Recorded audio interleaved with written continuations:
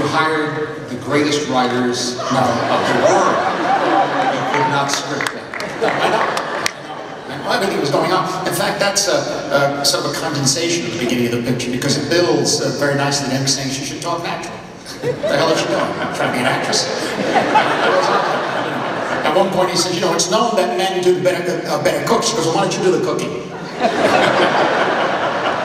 It goes on just back and forth, overlapping narration and arguments. And then I realized, and then we started asking these questions like, you know, when you were born, where were you born? It turned out they were, of course, born in the tenements across the street, 241, 232. My mother was fraternal. There were twins, and there were people there saying, you know, when the twins were born, they were, on both sides of the family, there were 8 or 9 children, so living in 3 rooms, you know. So my grandmother had my mother and her brother. There were people in the building saying, I'll take the girl, no, I'll take the boy.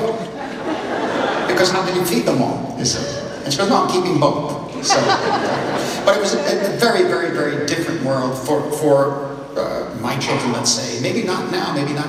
I think it's the immigrant story, really. Yeah. It's very, very similar. I learned a lot from just being those 6 hours of shooting. 3 hours one day and 3 hours the next, about trusting, again, the subject. And also learned about them, that they had their own life. Yeah. And they had their own love stories. Yeah. You never think about your parents that way? No. Yeah, of course. Yeah. Amazing. So then, of course, when you see that, and then you remember the scene of Paul Sorvino in Goodfellas. Oh yes.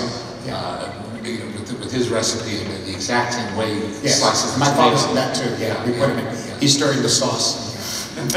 My mother's in Goodfellas too. Of course. Yeah, of course. She plays Joe Pesci's mother. Yes. Unforgettable.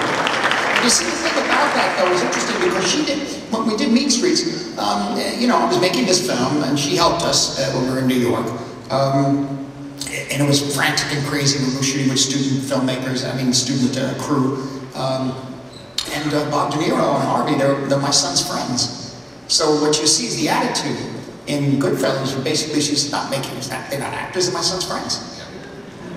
You know, they're like, why don't you say Harvey and Bob are their other sons? So there you see it, and Joe, of course. So there you see it in the film. It's like, he didn't care. It was all unscripted that Goodfellas won. And it plays that way. It plays totally spontaneous. Yes. Now, of course, there's an age-old argument about you know, writer versus director. Not versus, but the question of credit and whose film is it, the auteur, and all of this kind of thing. So, because our next clip is from Taxi Driver, I want to talk to you about Paul Schrader having written the screenplay, and you interpreting and putting your mark and stamp on the screenplay. So if we were to just read the screenplay that he wrote or turned in, what wouldn't we see? How would you define what you layered on top of that? It's funny, I don't really know how to describe it. I mean, it's in the film, and it's the way it's shot. The way the shots are designed. I used to draw all the storyboards at that time, particularly bigger pictures too, because it was very low budget and we had to make sure I had that security of the drawings themselves. And Michael Chapman understood the drawings and went with them, you see. Didn't fight me on it. And so it was very precise. I mean, of course, it's very, very interesting because Paul Schrader is, interestingly, for me, it's interesting because he is Calvinist. He saw his first film at the age of 18, because we were forbidden to him. I'm Roman Catholic, my culture is Roman Catholic, and so there's obviously a kind of a tension in the interpretation of this very, very, he had a very, very lean script, you know, that's what made it so strong, you know? And that was the key to De Niro's behavior too, lean and strong like a knife, like a weapon. There was that tension in the shooting of it, not necessarily in the editing, but in the shooting. There's no doubt that some of it may be a little too florid for him, I think, and maybe too Italian, in a sense of Baroque, in a way. I mean, camera moves a certain way, but you know, the first camera move I figured out, the first image I figured out in the film was when he's on the phone trying to talk to Betsy and she won't even answer the phone, and he sent her flowers, and I said, what if he's on the phone? He's on the phone booth, and as he's talking, we just track away, and you see a long hallway, and that's it. There's nobody. And the reason is because it was so painful, I couldn't watch him, you know? And the sense of his loneliness, the camera couldn't stay there, and you see the empty hall. That's the first one that I thought of, and that was the style of the picture, the whole thing. The camera pans to something that isn't there, you know, then they'll into the frame. And that was the last day of shooting too, it turned out. Right? But in any event, that was the style. And yes, for a song influence, I liked a lot of Pickpockets, so Paul, of course. I loved Diary of a Country Priest, Mouchette, and but particularly Balthazar, the one with the donkey, remember that? And so I like that, but again, that's a different style, yes, but I prefer Fellini, I prefer Italian cinema, but I can't deny the power of the Bressonian image and use of sound, particularly in Country Priest, which again was very, the subject matter was very close to me, so I like that very much. And so, you know, it's straight to script. There's an improvisation that we'll see now, I think, that was done. I asked Bob to say something to himself in the mirror. He said, what should I say? I said, I don't know. And then I said, well, you know, should he print himself up? Should he look a certain way? I said, one thing is playing with the gun, because it's almost like children play, you know. There was that, and then some of the lines Keitel came up with when he's on the street with De Niro. They were improvised, particularly at the end when he gets shot. But not all of it. I mean, so that was the only two things I think that we really added to.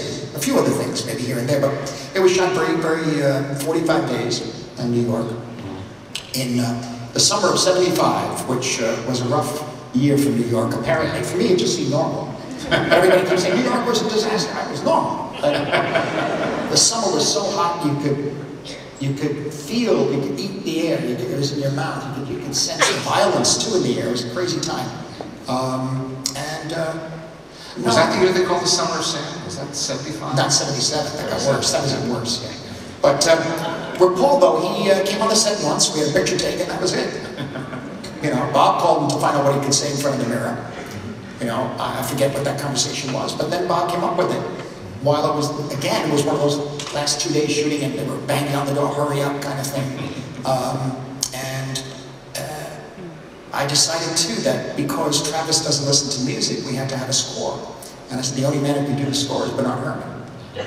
That was the only one. Let's talk about that after. Because you've led up so perfectly to this scene, let's watch the scene and we'll talk a little about that music. Taxi Driver.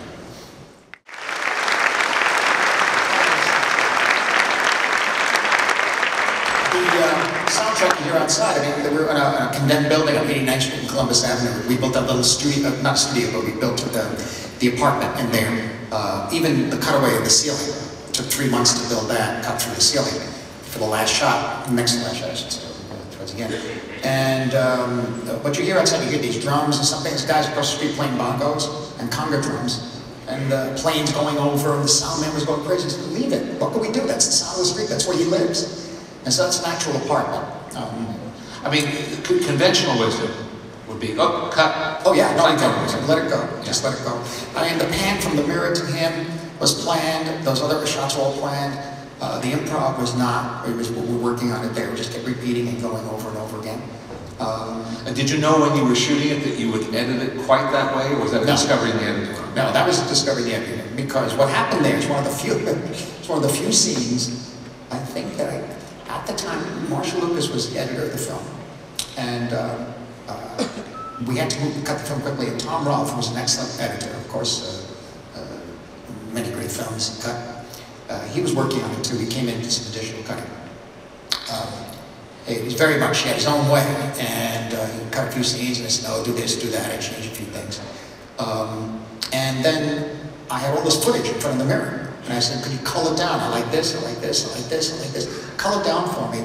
And it's a different kind of thing. It's the only time I worked with someone like that. He was able to, he would come in like 9 o'clock, leave at 6. By lunch, he was used to cutting a reel a day or something, 10 minutes of film a day. I don't go that way. I was another kind, you know. I would take it a little bit differently. But in the afternoon, he said, come and take a look at this. And I did, and I said, don't touch it. don't touch it. And that was it. And I said, I love it. Leave it be. I don't miss anything in that. He had the whole rhythm down. He had it beautifully. And the only thing he didn't like when I cut the repeat, this is a man, the jump cut. And he's out. But basically, that was one time, it's like a miracle. I said, it was fantastic. I had a lot of footage of in front of that mirror. How long did you shoot there? That was about an hour and a half. Again, under pressure. They were banging on the door saying, we've got to go. You know, I said, no, this is good, this is good. Let us give us another 20 minutes, you know. And that one became something really very, very, you know, iconic, I think. Sure, of course. The, too many questions. Too many questions, too little time. So on the one hand, preparedness is crucial. Yeah. And you're a big believer in the storyboard, which you draw yourself. Yeah. Do you still draw your own? More like they're drawings, but they've done smaller. And they stay on the page now, the corner of the page. Thumbnails, like? Thumbnails, but drawings, and also onto storyboards too. If it's an action sequence these days, since Aviator, we started doing from the notes to storyboards to my drawings and storyboards, but to pre-visualization. Right. Pre-viz, that's helping a lot. And so that has changed somewhat, but still it has to have the initial impact of the pencil to the page. The pressure of the pencil on the page reminds me, I have to see the original drawing though, reminds me of what I had in mind for the shot. It's just like a kid in that room alone drawing pictures. I have to go back to that. Right. You know. But then when you get there, do you allow yourself to veer from that? Well, in the case of this, we had the shots. We worked out all the shots.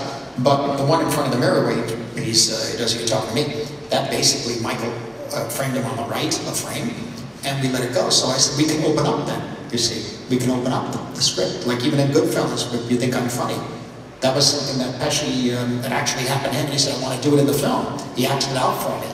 And I said, great. So I said, I know just where to put it. And we wound up in rehearsal. We did about 4 or 5 times with Ray. And then we audio taped it, and then I took the audio tapes, transcribed, and then I wrote the scene from that. And then they basically did that in the film with 2 cameras. And so I like to work that way very often, where you can open the script that way, but it has to be controlled in a sense to get the structure of that scene. For example, finally when he finally nails him and says, you know, why am I so funny? What the hell is so funny about me? And there's a frozen moment, and then Ray says, you know, get out of here. I almost had you. You have to build to that right. If it just goes all over the place. You can't trust that to improvisation. In that might work, it might not. That case I couldn't. I kept wanting, you gotta hit this plateau, you gotta hit this level, you gotta hit this level, and then it moves. But it was Joe, it actually happened to Joe, so he did it very well. There was a period, a long period in American film when the traditional orchestral music score was on the outs. Yes. And a lot of great composers were suddenly not working so often. And then you and Brian De Palma and a couple of other people said, Bernard Herrmann, we want Bernard Herrmann.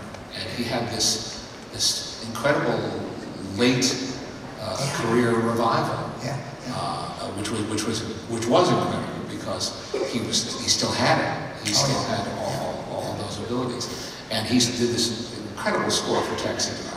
Yes, and the thing about that is that we didn't realize, one of the things we brought to Los Angeles, the ones coming from the East, the ones who were there I don't know about, that's Dennis Hopper and Peter Fonda, whom I saw the other night, and Bob Rafelson and BBS. They Jack Nicholson, they all came out of LA, I think, and they were around that whole thing with Roger Corman, Francis Coppola. We were from New York, we had total ignorance. We didn't know. So where's Bernard Herrmann? They said he left town 20 years ago. You know, he left when the fight about Torn Curtain. Right. And so there were some Dutch friends of mine, Pim de la Pera and Wim Verstappen in Amsterdam, and they had made films with him, these low-budget thrillers. And so they connected me with him. He was in London, and I called him up and said, I'd like you to do a film called Taxi Driver. And he said, I don't do films about cabbies.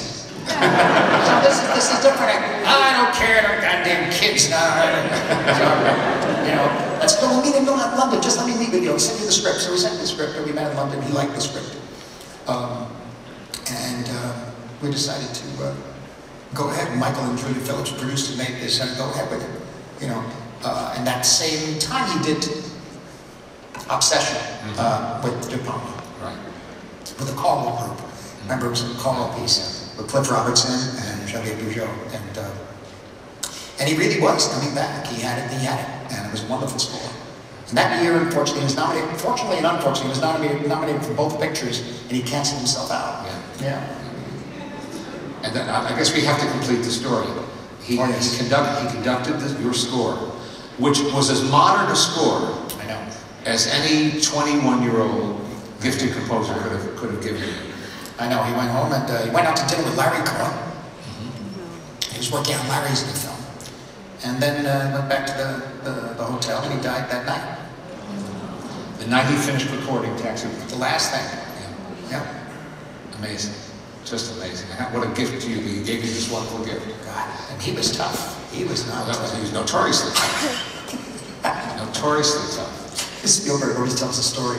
I said, hey, Bernard Herrmann's on the soundstage. Come on, come over. Say hello. Oh, we love him. We love him. And he said, he went over and he said, oh, Mr. Herrmann, I adore your work. He goes, yeah, why do you always work with Johnny Williams then? Damn it. Kids here, what the hell is the matter?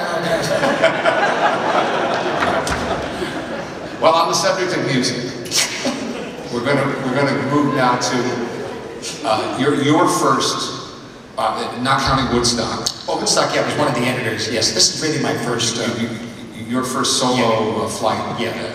And the last waltz. And now,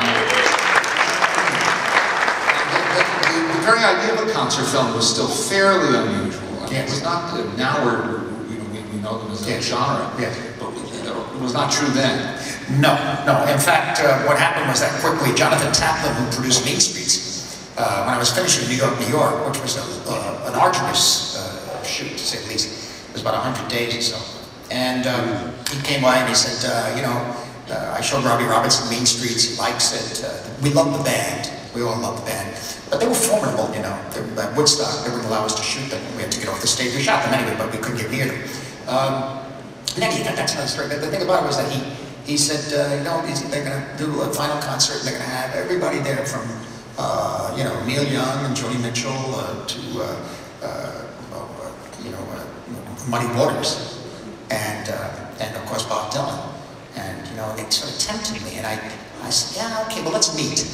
And out of those meetings or dinners, I was feeling him out, he was sort of feeling me out, because I knew that they had their own way of going about it. I also didn't know why they were breaking up. I didn't want to know. I just wanted to hear the music, And at the same time, Irwin Winkler and Bob Charlton were producing New York. And when we finally decided to make a film of this thing, or to shoot it anyway, Irwin read about it in the papers. I said, Marty Scorsese up in San Francisco shooting the last wall. He said, what are you doing? It's supposed to be ending, it's supposed to be finishing New York. We went ahead, I had no contract, nothing. See what it was, we decided that it was going to be of value historically, we thought archivally, because of the tapestry of American music that's represented in the picture by all the guests, and of course by the sound of the band and the lyrics. And so we figured, well, we'll shoot it maybe on video, but the video was poor at the time. We were even thinking of shooting Taxi Driver on video because we couldn't get the money at the time. But it wasn't what we have now, of course. And then we said, well, the 16 millimeter, and we've done it before in 16.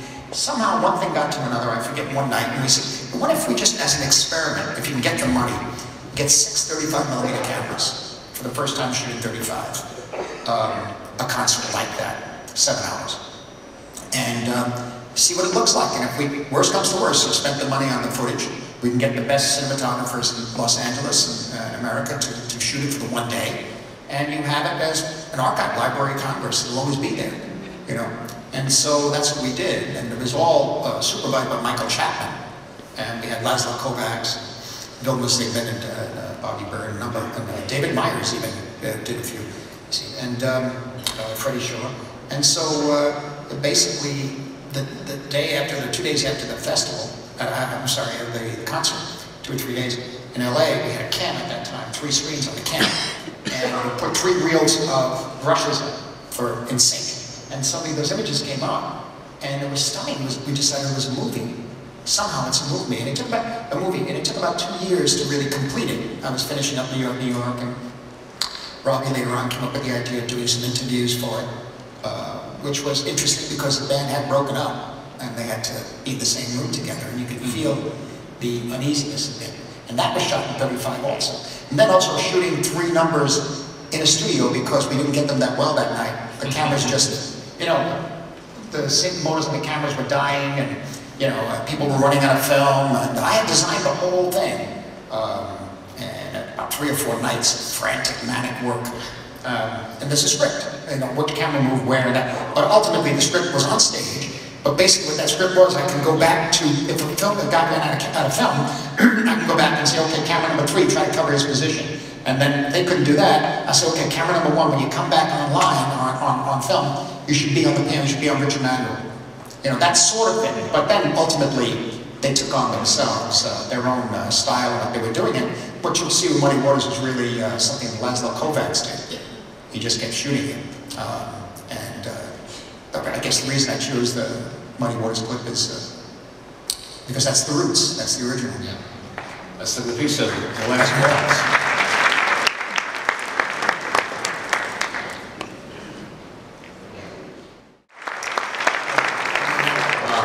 I get chills just from when you watch that, you see the real thing. Yeah. Now, I don't know, I can't speak for everybody here this thing. I don't want the camera to cut. No, you see, that was the thing.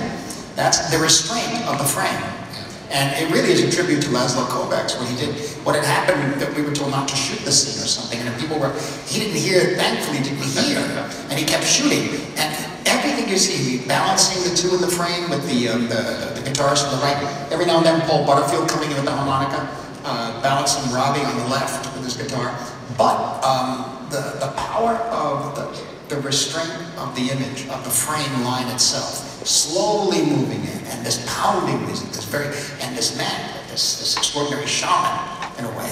There's something very basic about, almost put us into a trance, in a way, and the image does that too. It's something very, I can't remember, metaphysical maybe is the wrong word, but it's something that has to do with what I was interested in the George Harrison picture too, in terms of his music, being more towards the music as transcendence. Yeah. You know.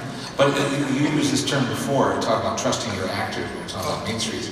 But I mean, if you trust the performance, that's the, you don't have to be cutting into 6 different angles. So when you see his face and how he builds and what he does with his face, I mean, this is like, I had very little to do with it. We had the camera in position, and we just started shooting. So I can easily say it. It's really, I think, definitive of Muddy Waters. It was like the original. It's the original.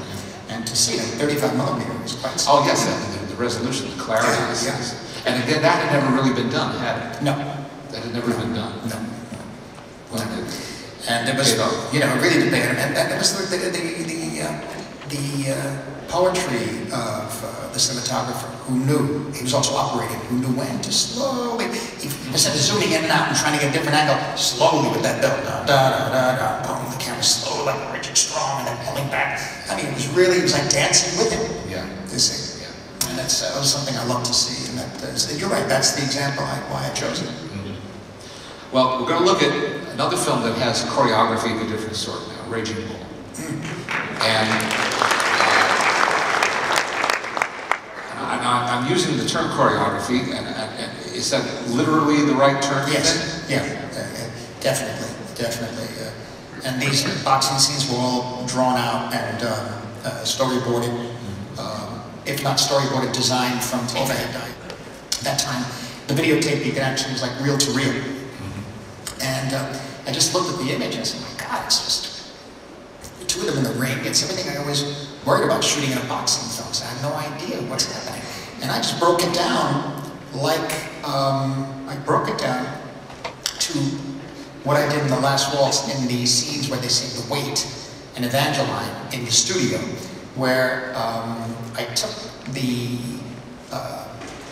number of punches and moves in the ring, the choreography, and broke it up into bars of music in a way. And I shot it like a musical piece, you see. And there was never like 6 cameras shooting or 3 cameras. There was 1 camera for 1 bit of action, another angle for and it was, you know, Michael Chapman went with it all the way. And basically, you constantly be hearing wood being sawed and that sort of thing on the set because we had to rebuild cameras, you had to rebuild rigs in order to get some of the shots. And it took about 10 weeks. There's only about 9 minutes of fight footage in the film, but it took 10 weeks to shoot. Now, did you know also how you would punctuate and edit? Yes, yes. Except for the final assault on him from Sugar Ray. That I shot according to, quite honestly, I just shot it. I said, look, let's look at what Hitchcock and Scorsese and everybody did in the shower scene in Psycho. Now let's take that and translate that. And we shot it in that order. And that alone took 10 days to shoot that. There were 32 shots. And then we put it together, and Dom and I looked at each other and said, okay, now go for it. Each shot took on its own life. You see, it determined, it becomes, a boxing glove is different from a long knife, you see. And so we went with the value of the shots, and something Dom was really great at, and still is. And so that changed a lot. That changed a lot. But everything else, the raising ball, that's all designed way in advance. You know. So that, and deciding when to shoot at a higher speed. Everything in advance, yeah. To get the sweat bursting off of someone. That was happening. That was happening. But really, the high speed, we were accused at times of being like Sam Peckinpah. The reality was, we couldn't see the punches. We couldn't see anything. So we started shooting higher speed with certain things. I said, okay, like 96 frames, 120 frames, 200 frames, and that sort of thing. And the other thing was very important, since I'm not a boxing fan. I mean, it's another story, but it's like, the thing about it is that all the boxing films I've seen, except, you know, Body and Soul, The Setup, and a few other films, but most of them have shots from outside the ring, through the ropes, and it's distancing, I felt. But what if you are like a musician on stage, like Muddy Waters, who's singing like that? You imagine what he's seeing and thinking. Not thinking, maybe, his mind is blank, he's just doing the music, you see. He becomes the music, yeah. His whole body. So what is he seeing? And how is he hearing everything around him? I said, what if we do it that way? What if you, as if you were in the ring yourself? And imagine everything, that sound is stretched. You don't know where you are, you don't know what round it is. You don't know if you're winning sometimes, or losing.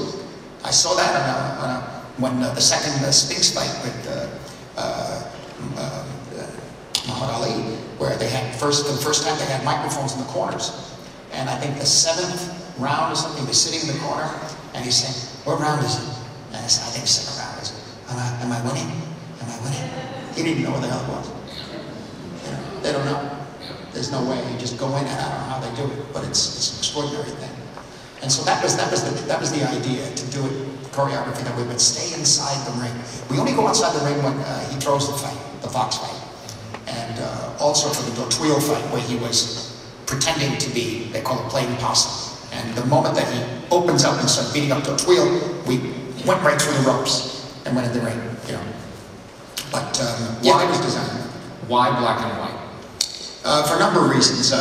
Primarily because by that point, every film had to be made in color. And I was realizing over 10 years that the color printing stock was not as strong, and the color was fading. So that just at the time when, you know, you're coming out of a period in the 1960s where Fellini makes his first color film, Antonioni makes his first color, Bergman makes all these women, and everybody's saying, how are you going to use color? This is color being used for serious cinema, as opposed to quote-unquote unserious films, not serious films like musicals or westerns, you know, the unfashionable thing. But the fact that every film had to be made in color demanded that you, and Antonioni's Red Desert, I mean, you had to design. The color means something. It means something, just the way shades of black and white and gray do in a black and white film. And so it's a very, very important element, like 3D, you know. And so just at that time, it would be that the Technicolor had to stop making the Inhibition prints. The machines went to Red China at that time, the printing machines. And there were no more Technicolor. The last Technicolor print was Godfather 2. That was 1972 or 73, I think. Everything after that was made on a stock that within 5 years or 6 years would go pink or magenta. And so we couldn't see the original image. And very often it goes pink and magenta, the actor's eyes disappear into the white face. So if you're looking at actors, you're looking to cast, it's all gone. This is before video, see, before the digital situation. And so I just said, let's shoot it black and white. Also at that time, there were 4 other boxing movies coming out. Matilda, the Boxing Kangaroo, in color.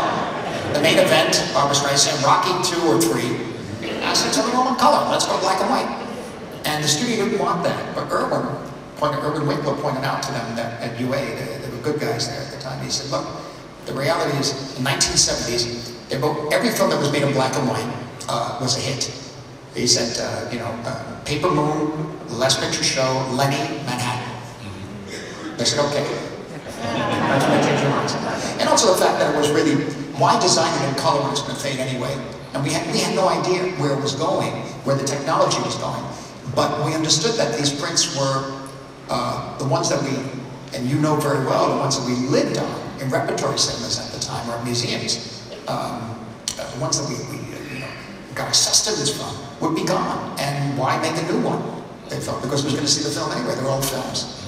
But at that point, the Hollywood needed a change, a raising of the consciousness of their value of their libraries. You did that almost single-handedly. Yeah.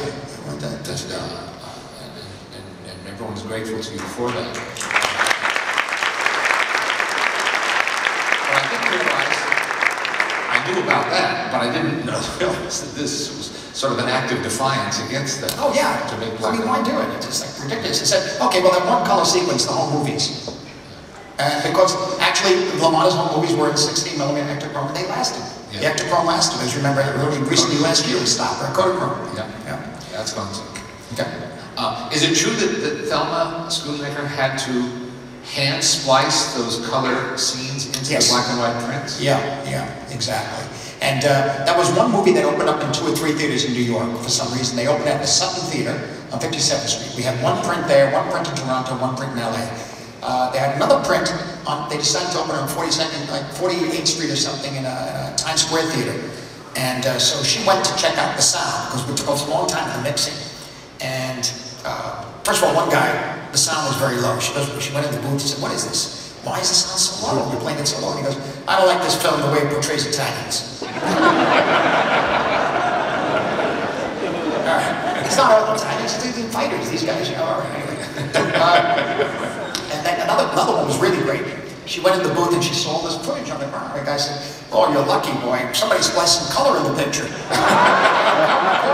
goes, no, that's part of the film. So, but in any event, he puts his hand in a bucket of ice and it goes blue. The image goes blue. And I mean, if we ever get to restore it digitally, I would probably want it to be black and white, going to color the way you can do now. But I used to go like that in a funny way. Remember when there were color sequences in films and you knew it was coming up because the black and white changed?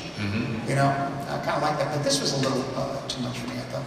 But no, that, and also the fact too that ultimately we studied David Hockney paintings and Ouija, of course, New York Daily News. I grew up with the Daily Mirror.